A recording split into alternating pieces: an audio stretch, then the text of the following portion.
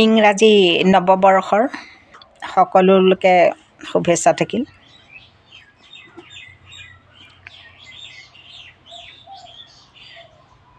ভাল লাগে নৱবৰ্ষটো বুলি ক'লে, কিন্তু ভাল লগাতে সীমিত হ'লে জানো হ'ব?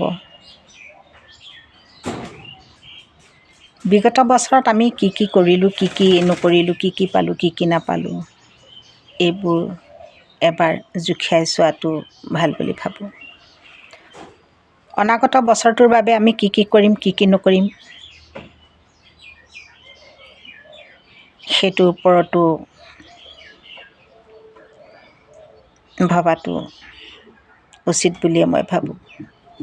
যিয়েই নহওক, নৱবৰ্ষ বুলি ক'লেই এটা উলহ মালহৰ দিন, সকলোৰে চকুৰ আগত ভাহি উঠে।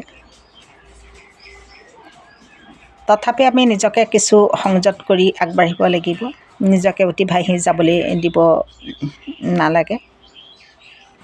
কিয়নো খন্তেক ভুলৰ বাবে বহুতো অঘটন ঘটি যাব পাৰে। ভগৱানে সকলোকে ভালে ৰাখক, সকলোৱে ভালে থাকক, আৰু নিজৰ ঘৰখনৰ প্ৰতি সকলো মানুহে যেন সচেতন হওক।